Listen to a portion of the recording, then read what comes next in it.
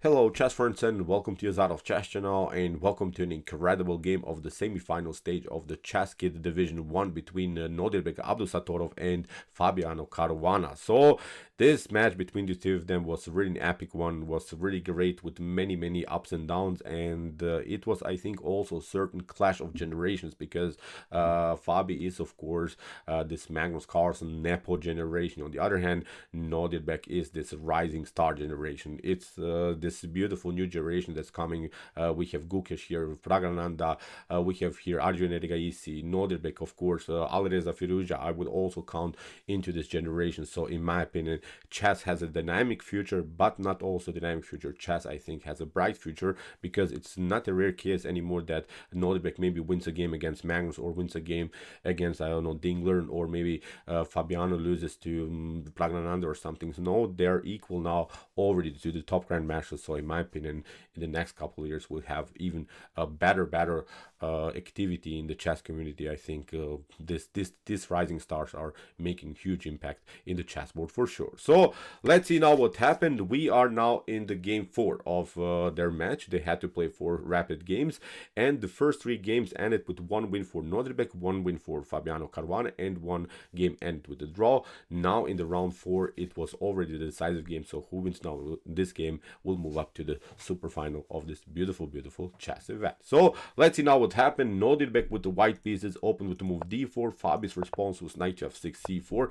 e6, knight to f3, the anti-Nimzo or counter-Nimzo Indian setup. We don't want to get pinned after knight to c3, probably bishop to b4 would happen. Then d5. We are transposing into the queen's gambit decline structure. We have g3, the Catalan setup here by Nodirbek Abdusattorov.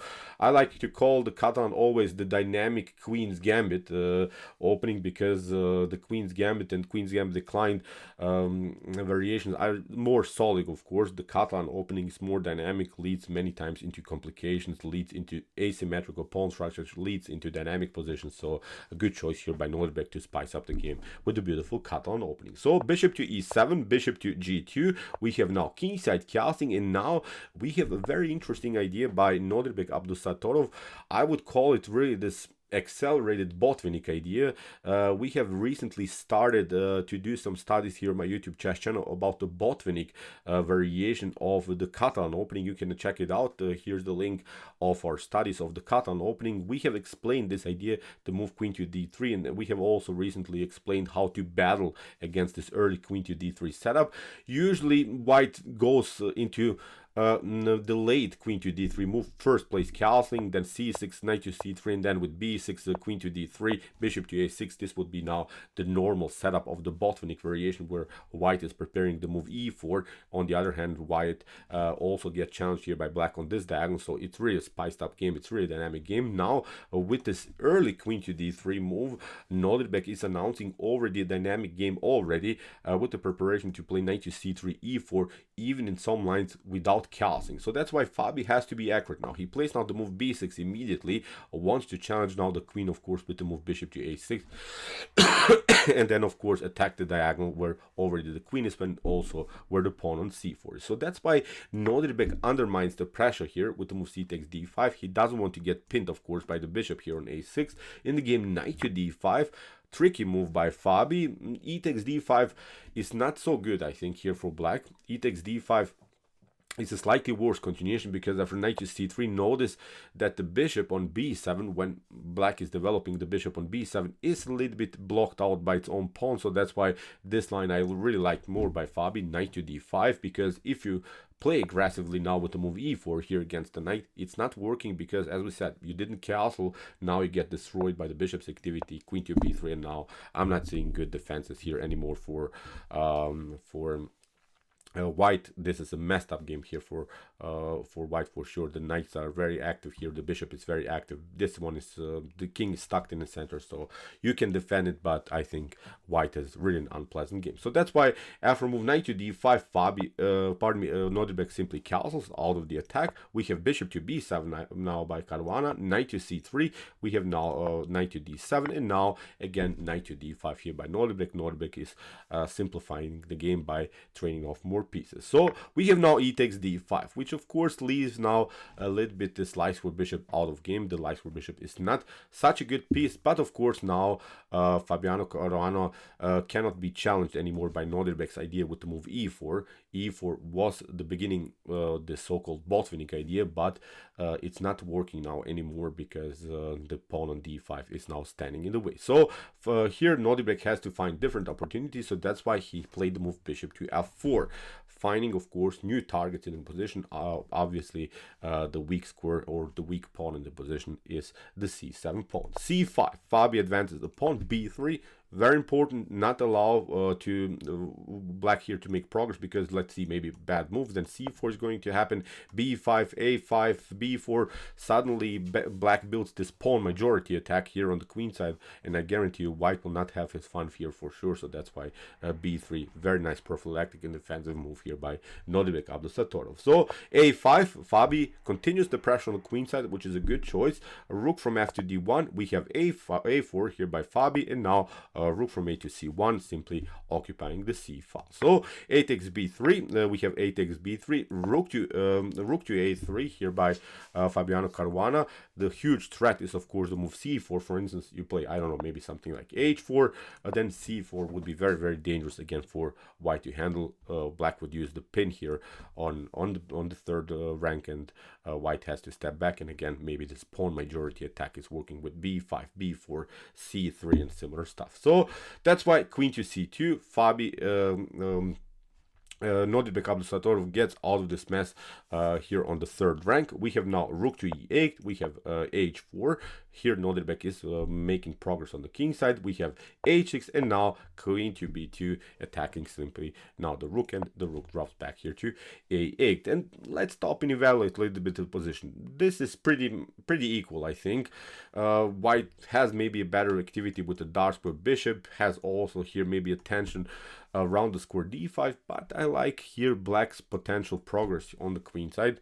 White has to be always careful about c4, b4 and the moves that we have talked about already.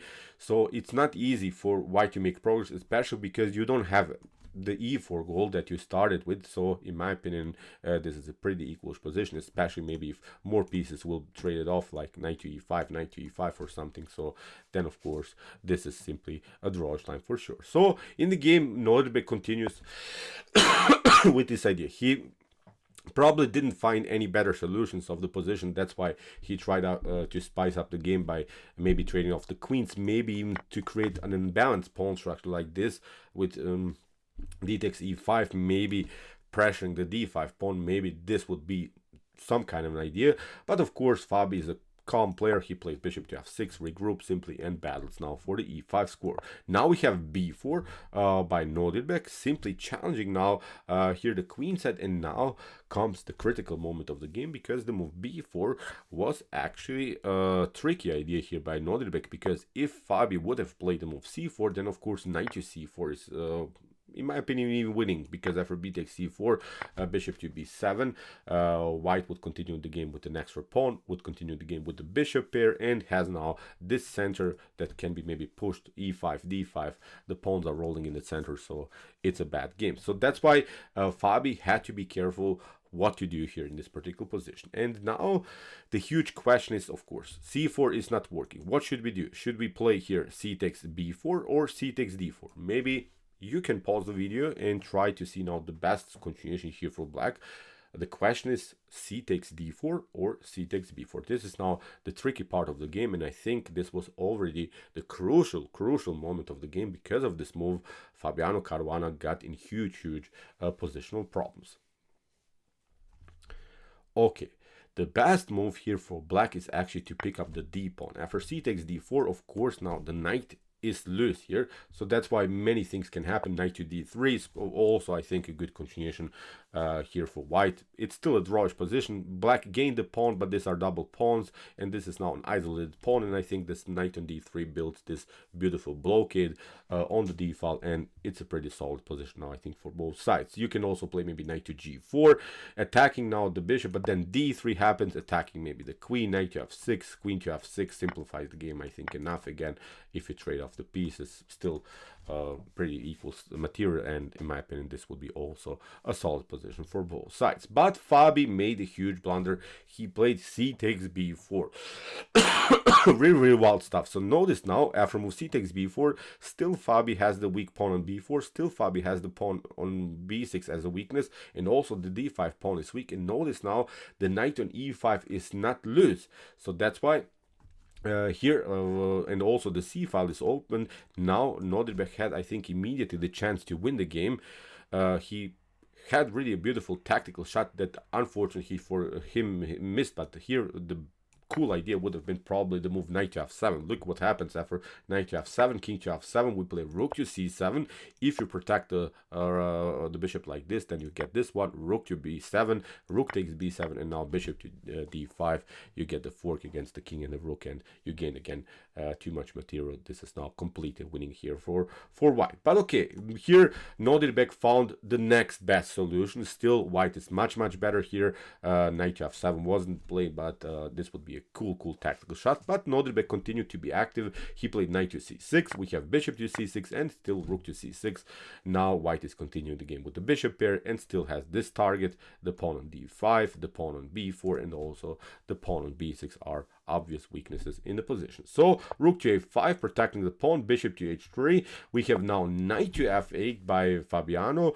Again, a new mistake, which now immediately Nodirbek punished. He played now the beautiful rook to c8, and from this point on, I think the game is a one-way ticket in white's favor. Look at this, what happens. Queen to e7. We have bishop to d6. Beautiful deflection, getting the queen out of the protection of the rook, and now after rook to e8, white is up the exchange and has now, I think, a completely winning endgame here for sure. So in the game, rook to a3, Fabi tried to spice up the game somehow. e3, keeping everything solid here, healthy pawn structure, keeping all of the pawns on dark squares. Now the light square bishop can play very freely here. In the game, g6, rook to b1, attacking now the pawn on b4. We have bishop to e7, bishop to g2, attacking now the d5 pawn, and now after move queen to d7. I really like now this choice by Nodirbek, giving back the exchange, but after queen to e7, now a beautiful bishop to d5. This pawn is much more important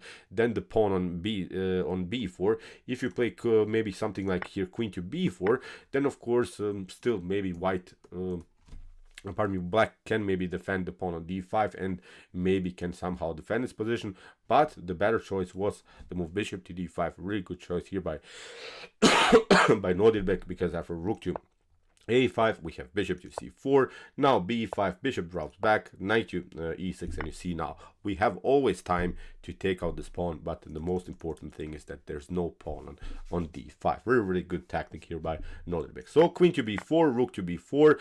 Now the only idea that Nodirbek has to make here is to pick up somehow this pawn. If this game reaches the fully endgame with this full 5 versus 3 situation here, then of course it's a completely winning game. So the only thing that you need to do is somehow pick up the ball now on b5. So that's why Fabi protects this. Of course, Fabi is now battling for draw here. Rook to b1, we have king to f8, rook to c1, rook to c5, we have b4, we have rook to c4, and now knight to d5, and now rook to c8. A very annoying check here by Nodirbek against the king. You can also play the move bishop to g2, attacking now the knight, but there is maybe this kind of an idea, the rook to a1, attacking now the king, and after king to h2, this would be also a tricky idea to play maybe the move knight to f6. Look at this. Many of us, I think, would be greedy picking up the pawn like this, but now suddenly, look at this, the position is a draw. Knight to b4, king to h3, knight to f2, and now you can do it perpetual. It's a draw for sure. So sometimes really have to be careful. Although it seems that you're winning the game for sure, it's sometimes not winning because you missed the obvious tactics. So that's why after move knight to d5, first the check here by Nodirbek. We have king to e7, rook to b8. Good choice here by Nodirbek, getting the rook behind the pawn. That's the crucial thing. It's a beautiful endgame technique that everyone should know. Rook to a1, now king to g2. Good move again by Nodirbek, because as we said, knight to f6, knight to g4 would be really, really devastating if you make a draw in this type of position. So rook to c1, we have bishop to d3, the rook to c3, bishop to e4, attacking now the knight, knight to f6. First to check, we have king to f8, bishop to f3, controlling now the knight. The knight doesn't have any more squares to jump. We have rook to c4, bishop to d1, knight to e4, and now bishop to b3. Nice move here by Nodirbek, attacking the rook but also attacking the pawn on f7. Rook to c3, we have a rook to b4. Now mission accomplished. I think that's the position that we wanted to get. We are up 2 pawns, and still there is an obvious target now, of course, the weak pawn on f7. So in the game g5, h takes g, h takes g, we have rook to b7, f6, and now bishop to d5, attacking the knight. After knight to d6 or rook to d7, in this position Fabiano Caruana resigned, because he has to somewhere go with the knight, and then rook to f7, rook takes f6 is of course winning the game here for sure. So great game by Nodirbek, outplaying Fabiano Caruana like this. Although we have to say Fabi made this huge blunder, but Nodirbek didn't make blunder, so that's why he won the game. You see, he is really the rising star, in my opinion, honest opinion. He is really world chess champion material, in my opinion. He, Gukesh, Pragnananda in the next, I don't know, 5-10 years could be really world chess championship challengers. We'll see. As I said in the beginning, chess has a bright future for sure. So okay, congratulations here to Nodirbek for winning this semifinals against Fabiano Caruana. It was a tough battle, but I think a deserved win. If you want to see also some other games from this beautiful chess event, please check out also an amazing game played by Jordan Fanfores against Hikaru Nakamura, in which Jordan sacrificed the queen. Here's also a link of the game. Check it out. It's an incredible tactical game. And if you like this content, don't forget to subscribe to my channel. See you soon with some more videos and what to say. Chess is the best, of course.